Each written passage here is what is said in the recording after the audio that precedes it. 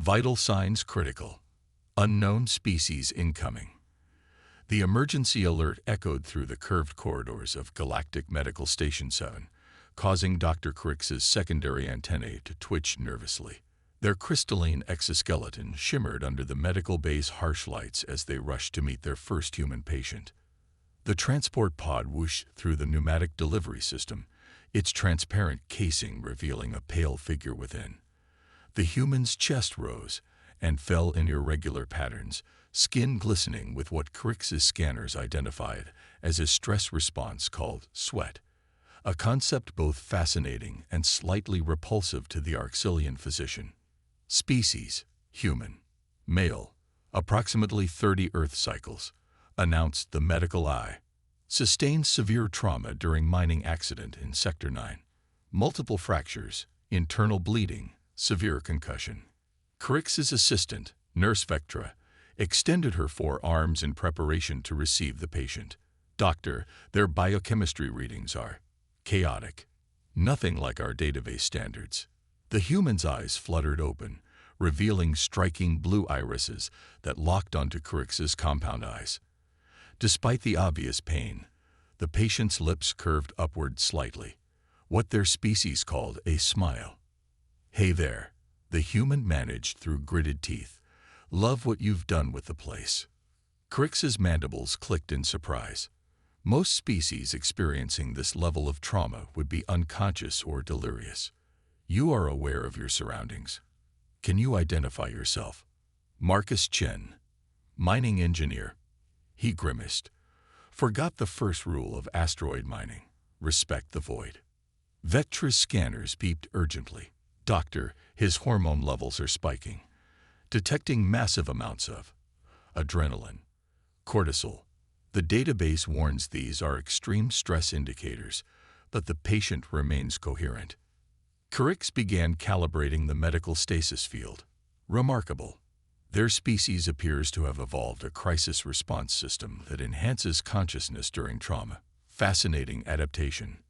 Marcus chuckled, then winced. "We're full of surprises.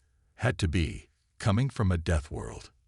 The medical team worked swiftly, their movements precise as they assessed the human's injuries. Crick's noticed something extraordinary. The bone fractures were already showing signs of cellular activity around the breaks. "Vectra, are you seeing this? The osteoblast activity is unprecedented. They begin healing even before treatment." "Confirmed, Doctor. Their entire system seems designed for rapid recovery.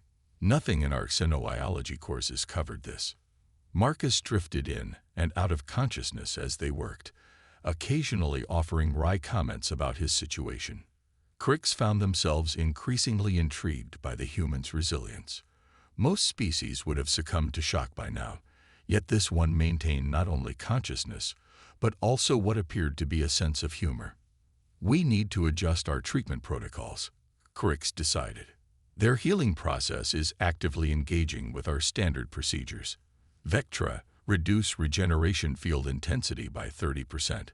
We don't want to overwhelm their natural systems." The next few hours were a crash course in human medical care. Crick's discovered that human blood contained remarkable self-repairing properties. Their bones could knit themselves back together with minimal assistance, and their pain threshold exceeded anything in their medical database. As Marcus stabilized, Crick's recorded their observations. Human physiology appears to have evolved not just to survive trauma, but to adapt and strengthen from it. Their medical care may require a fundamental rethinking of our standard practices. When Marcus finally fell into a natural sleep cycle, his vital signs were already showing improvement. Vectra reviewed the medical logs with amazement. "Doctor, should we update the Galactic Medical Council? This case could revolutionize our understanding of trauma care." Crick's antenna waved thoughtfully. "Indeed. But first, we need to understand more. Something tells me this human has much to teach us about the remarkable adaptability of his species." As they watched their patient's steady recovery, Crick's couldn't help but wonder what other surprises humans would bring to galactic medicine. This was just the beginning of what promised to be a fascinating journey of discovery. 3 cycles had passed since Marcus Chen's arrival, and Dr. Crick stood before the Galactic Medical Council's holographic projection, mandibles twitching with nervous energy. Esteemed colleagues, Crick began, compound eyes reflecting the stark medical bay lighting. What we're observing defies our fundamental understanding of xenobiology. The human patient's cellular regeneration rates have exceeded all known parameters. Vital signs critical. Unknown species incoming. The emergency alert echoed through the curved corridors of Galactic Medical Station 7, causing Dr. Crick's secondary antennae to twitch nervously. Their crystalline exoskeleton shimmered under the medical bay's harsh lights as they rushed to meet their first human patient. The transport pod whooshed through the pneumatic delivery system, its transparent casing revealing a pale figure within. The human's chest rose and fell in irregular patterns, skin glistening with what Crick's scanners identified as a stress response called sweat, a concept both fascinating and slightly repulsive to the Arxilian physician. Species: human. Male. Approximately 30 Earth cycles, announced the medical eye. Sustained severe trauma during mining accident in Sector 9. Multiple fractures, internal bleeding, severe concussion. Crick's assistant, Nurse Vectra, extended her forearms in preparation to receive the patient. Doctor, their biochemistry readings are chaotic. Nothing like our database standards. The human's eyes fluttered open, revealing striking blue irises that locked onto Crick's compound eyes. Despite the obvious pain, the patient's lips curved upward slightly, what their species called a smile. "Hey there," the human managed through gritted teeth. "Love what you've done with the place." Crick's mandibles clicked in surprise. Most species experiencing this level of trauma would be unconscious or delirious. You are aware of your surroundings. Can you identify yourself? Marcus Chen, mining engineer. He grimaced. Forgot the first rule of asteroid mining. Respect the void. Vectra's scanners beeped urgently. Doctor, his hormone levels are spiking. Detecting massive amounts of adrenaline, cortisol. The database warns these are extreme stress indicators, but the patient remains coherent. Crick began calibrating the medical stasis field. Remarkable. Their species appears to have evolved a crisis response system that enhances consciousness during trauma. Fascinating adaptation. Marcus chuckled, then winced. We're full of surprises. Had to be, coming from a death world. The medical team worked swiftly, their movements precise as they assessed the human's injuries. Crick noticed something extraordinary. The bone fractures were already showing signs of cellular activity around the breaks. Vectra, are you seeing this? The osteoblast activity is unprecedented. They begin healing even before treatment. Confirmed, doctor. Their entire system seems designed for rapid recovery.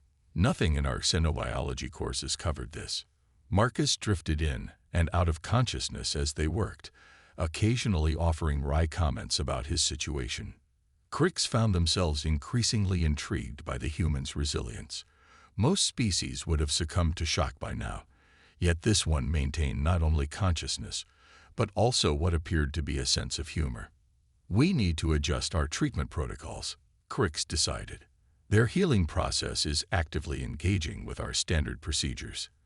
Vectra, reduce regeneration field intensity by 30%. We don't want to overwhelm their natural systems. The next few hours were a crash course in human medical care. Crick discovered that human blood contained remarkable self-repairing properties. Their bones could knit themselves back together with minimal assistance, and their pain threshold exceeded anything in their medical database. As Marcus stabilized, Crick recorded their observations. Human physiology appears to have evolved not just to survive trauma, but to adapt and strengthen from it. Their medical care may require a fundamental rethinking of our standard practices. When Marcus finally fell into a natural sleep cycle, his vital signs were already showing improvement. Vectra reviewed the medical logs with amazement. Doctor, should we update the Galactic Medical Council? This case could revolutionize our understanding of trauma care. Crick's antenna waved thoughtfully. Indeed. But first, we need to understand more. Something tells me this human has much to teach us about the remarkable adaptability of his species. As they watched their patient's steady recovery, Crix couldn't help but wonder what other surprises humans would bring to galactic medicine. This was just the beginning of what promised to be a fascinating journey of discovery. 3 cycles had passed since Marcus Chen's arrival, and Dr. Crix stood before the Galactic Medical Council's holographic projection, mandibles twitching with nervous energy. "Esteemed colleagues," Crix began, compound eyes reflecting the stark medical bay lighting. "What we're observing defies our fundamental understanding of xenobiology. The human patient's cellular regeneration rates have exceeded all known parameters." The council members, representing 12 different spacefaring species, shifted uncomfortably in their virtual seats. High Administrator Tlax, a towering meridian with phosphorescent skin, leaned forward. "Are you suggesting, Dr. Crix, that humans possess healing capabilities superior to level 3 regenerative species?" Before Crix could respond, alarms blared from Marcus's recovery chamber. Vectra's voice crackled over the comm. "Doctor, immediate assistance required. The patient's immune response it's attacking our standard tissue regenerators." Meeting adjourned, Crix announced, already rushing toward the medical bay. The scene that greeted them was unprecedented. Marcus lay on the biobed, his vital signs erratic but strong. The medical nanites, standard practice for severe trauma cases, were being systematically destroyed by his immune system. Yet, instead of causing further damage, his body was producing new tissue at an accelerated rate. "I told them the itching was getting worse," Marcus said, grimacing but alert. "Guess my body decided to take matters into its own hands." Vectra's readings showed something extraordinary. "Doctor, his immune system isn't just attacking the nanites, it's learning from them. The new tissue growth shows traces of enhanced structural integrity." Crix's antennae quivered with excitement and concern. Adaptation during healing. Their bodies don't just repair, they improve. They turned to Marcus. "Has your species always possessed this capability?" Marcus shifted, wincing slightly. "Earth isn't exactly friendly. We evolved dealing with everything from microscopic threats to large predators. Healing had to be fast and adaptable." The implication struck Crix like a gravitational wave. Standard galactic medical practices assumed a uniform response to treatment across carbon-based life forms. But humans had evolved on a planet that demanded constant adaptation. "Vectra, initiate Protocol Omega. We're going to document everything. This could revolutionize trauma care across the galaxy." Over the next several hours, they observed as Marcus's body continued its remarkable recovery. Bone fractures that should have taken months to heal were showing significant fusion after just days. Damaged tissue was regenerating with enhanced resistance to future trauma. "It's like their entire cellular structure retains evolutionary memory," Vectra noted, all 4 arms busy collecting data. "Each injury response is slightly more efficient than the last." Crix was drafting a new treatment protocol when High Administrator Tlax arrived in person, an unprecedented event. The Meridian's bioluminescence pulsed with barely contained agitation. "Your preliminary findings are causing quite a stir, Doctor. Some council members are expressing concerns about the implications." "Concerns?" Crix's crystalline exoskeleton flickered with confusion. "This could advance medical science by centuries." Tlax's glow darkened. "Think broader, Doctor. A species that adapts this quickly, that grows stronger from damage. Some view this as a potential threat." From his biobed, Marcus let out a sharp laugh that turned into a cough. "Classic humanity. We finally make it to the stars, and our ability to heal freaks everyone out."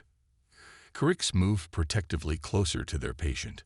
"With respect, Administrator, I took an oath to advance medical knowledge for the benefit of all species.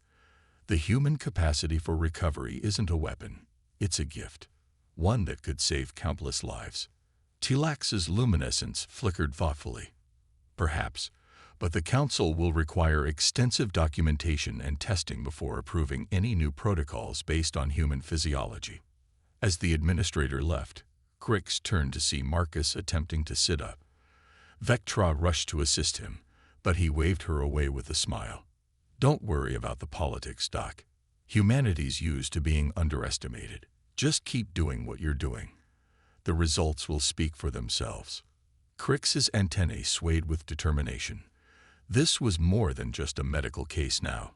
It was a chance to bridge the gap between species, to show that differences could lead to breakthroughs rather than fears.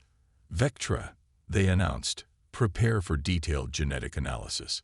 If the Council wants documentation, we'll give them something they can't ignore. The nurse's appendages flew over the control panels. Already ahead of you, Doctor, and you should see these new readings. The patient's neural regeneration patterns are showing signs of enhancement. Marcus grinned. Told you we're full of surprises. The emergency alert pierced through Galactic Medical Station 7 at the worst possible moment. Dr. Crix was deep in analysis of Marcus's latest test results when Vectra burst into the lab, all four arms gesturing frantically. Doctor, we have a situation. 3 more human patients just arrived. Mining accident survivors. Their injuries. She paused, mandibles clicking anxiously. The Council has explicitly forbidden treating more humans without approval. Crix's crystalline exoskeleton flashed with indignation. Those protocols will get them killed. How long until the Council convenes? Minimum 6 hours. Unacceptable. Crix moved swiftly toward the emergency bay, Vectra following close behind. We took an oath to preserve life, not bureaucracy. The scene in the emergency bay was chaos. 3 humans lay on biobeds, their mining suits torn and bodies broken. But unlike most species in critical condition, they were all conscious, their remarkable survival instincts keeping them alive against impossible odds. Sarah Martinez, chief engineer, one of them gasped through bloodied lips. The others are Wong and Patel. Cave-in during deep core extraction. We held it together long enough for rescue. Crix's scanners revealed extensive internal injuries, crushed limbs, and severe radiation exposure. By any normal medical standard, they shouldn't even be conscious, let alone talking. Vectra, initiate emergency treatment protocols. Crix ordered, then added quietly, delete all records of treatment authorization. Doctor, Vectra's voice wavered. That's a direct violation of. I'll take full responsibility. Crix began calibrating the medical systems. Marcus, we need your insight. Their injuries are similar to yours, but the radiation complicates things.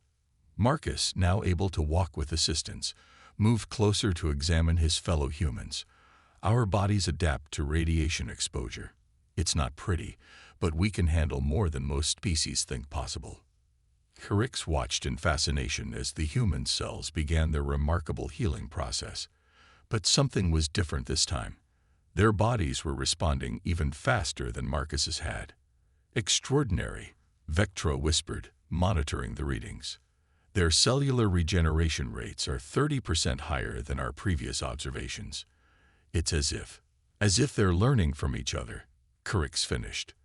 Their collective healing response is stronger than individual recovery. The emergency bay doors hissed open, revealing High Administrator Tlax, his bioluminescence pulsing with fury. Dr. Crix, you were expressly forbidden from.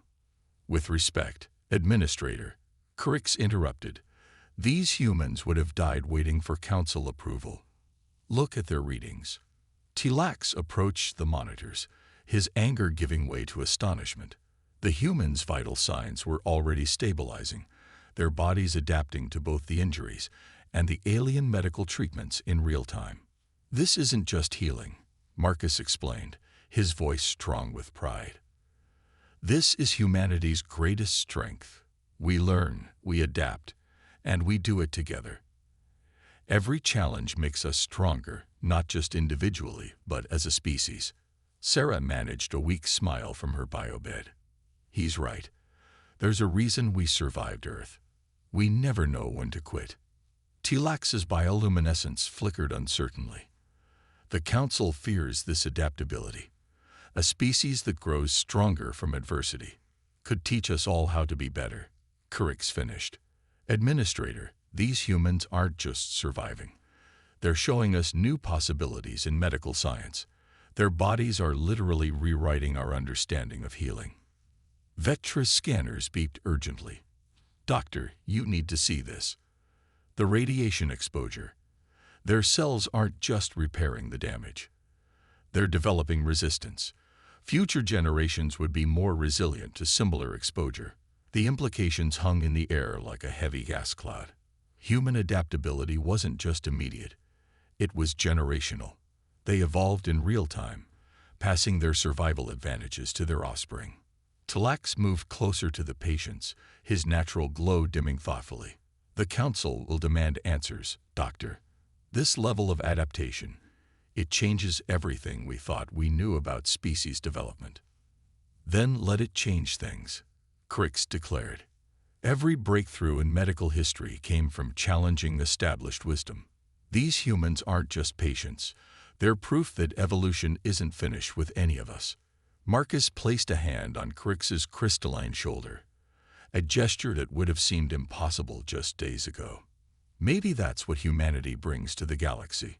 Not just our ability to survive, but our proof that everyone can adapt and grow stronger. As the emergency bay hummed with healing energy, Crick's began documenting everything. The council would demand explanations, but the results would speak for themselves. Human resilience wasn't just about survival. It was about showing the galaxy that limitations were meant to be overcome, one impossible recovery at a time. Word spread through the galactic medical community like a quantum cascade. Within days of treating the mining accident survivors, Galactic Medical Station 7 became the epicenter of a revolutionary debate about human physiology and the future of interspecies medicine. Dr. Crick stood in the observation dome, watching as medical ships from 12 different species arrived, each carrying specialists eager to witness the human phenomenon firsthand. Their crystalline form reflected the starlight as they contemplated the magnitude of what they'd discovered. Another delegation has arrived, Vectra announced, entering the dome. The Xanthari are requesting access to our research data. And she hesitated, all four arms clutching her medical tablet nervously. The Military Medical Division has sent representatives. Crick's antennae twitched. Military. This is a medical facility, not a weapons laboratory.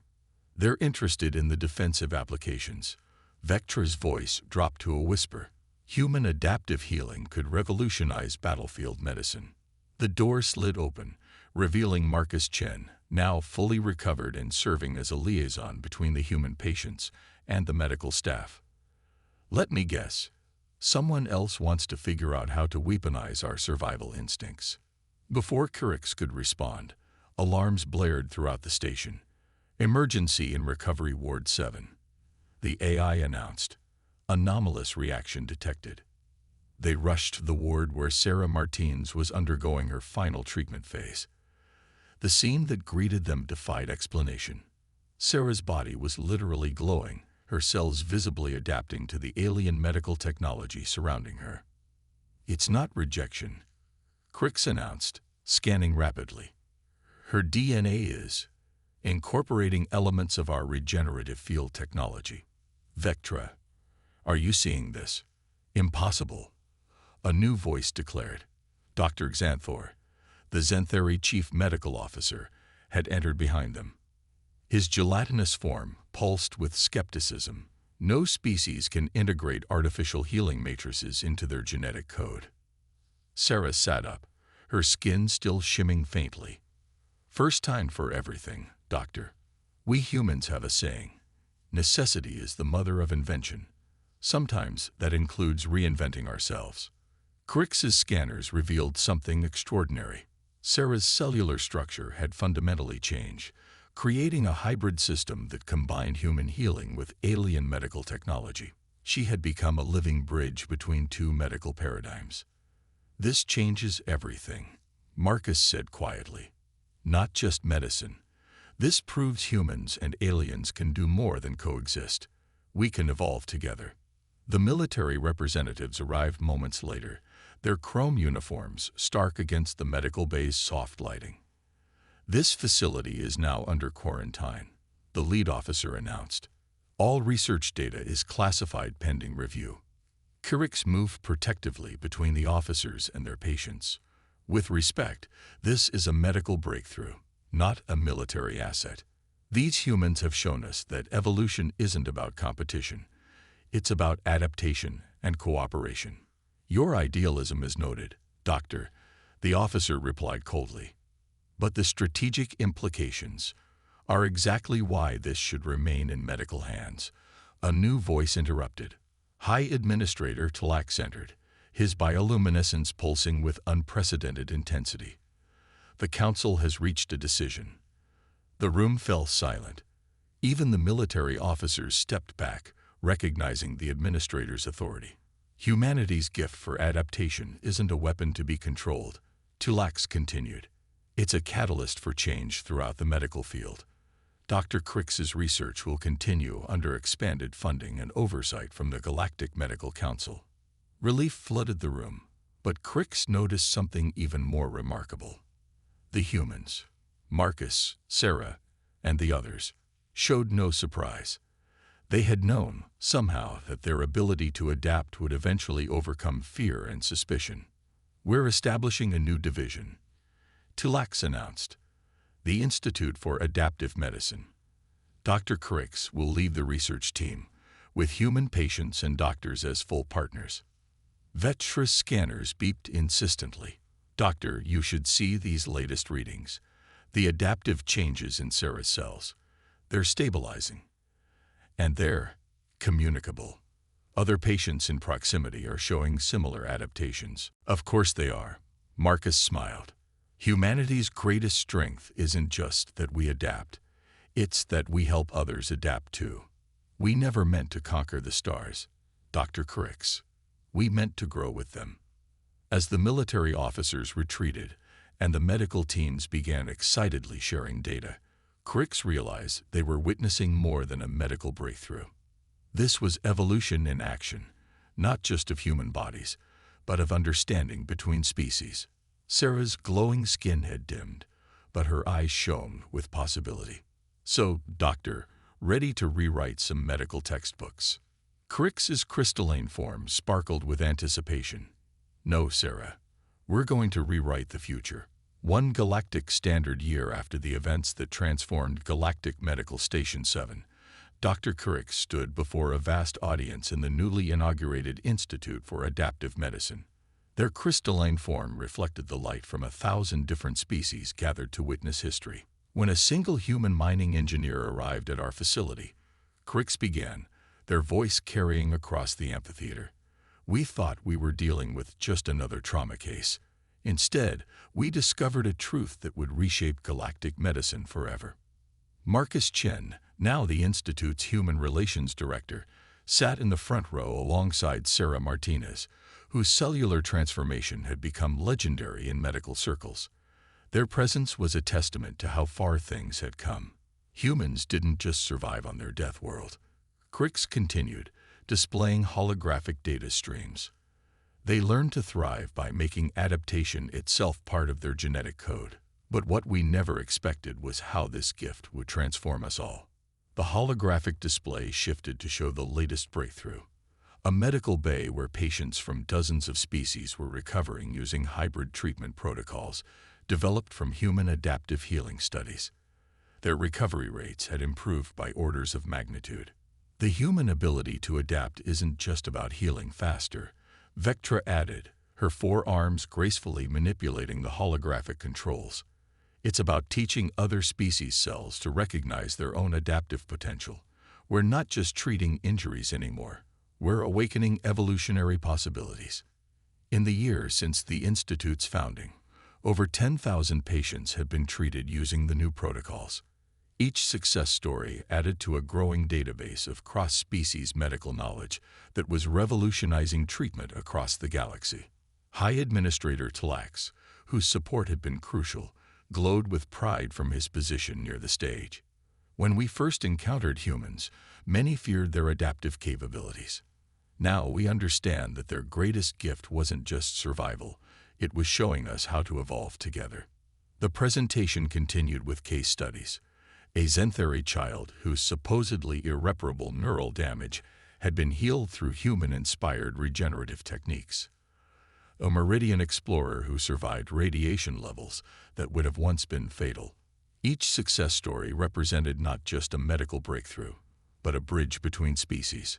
But perhaps the most remarkable discovery, Crix announced, was something we never expected. The display showed a time-lapse of cellular interaction between species. Human adaptive capabilities aren't just compatible with other species, they're catalytic. They awaken dormant healing potential that exists in all of us. Sarah stood up, her skin still occasionally shimming with the merged human-alien cellular structure that had started it all. We humans have a saying, she addressed the audience. A rising tide lifts all boats. Our ability to adapt wasn't meant to set us apart. It was meant to bring us together. Marcus joined her, carrying a small device that pulsed with biological energy. This prototype, he explained, represents the next step. A portable regeneration field that combines human adaptive healing with alien medical technology. Field testing begins next month.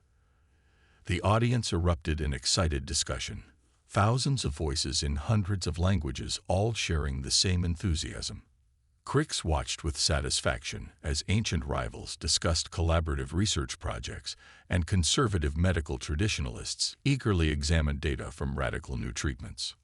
Dr. Vectra approached, her medical scanners displaying yet another breakthrough. The latest results from the Deep Space Expedition team. The human-inspired treatments aren't just working in zero gravity. They're actually improving in efficiency. It's as if space itself is becoming our new frontier for adaptation. Crix finished, exactly as it should be. The ceremony concluded with the unveiling of a new wing of the Institute, the Evolutionary Medicine Department. Its mission statement, displayed in holographic letters above the entrance, read, "Advancing together through adaptation." As the crowds began to disperse, Marcus approached Crix with a knowing smile. You know, Doc, back on Earth, we used to think we were alone in the universe. Turns out we weren't just wrong about that. We were wrong about what made us special. Crix's antenna waved thoughtfully. How so? We thought our strength was in surviving against all odds. But really, our gift was in showing others how to do the same. Every adaptation, every evolution, every breakthrough. It's all been about bringing us closer together. The medical station's viewport revealed a stunning view of the galaxy, countless stars spinning in eternal dance. Somewhere out there, new challenges waited, new adaptations would be needed, new bridges would be built between species. To the future of galactic medicine, Vectra raised a ceremonial flask of biochemically neutral celebration fluid.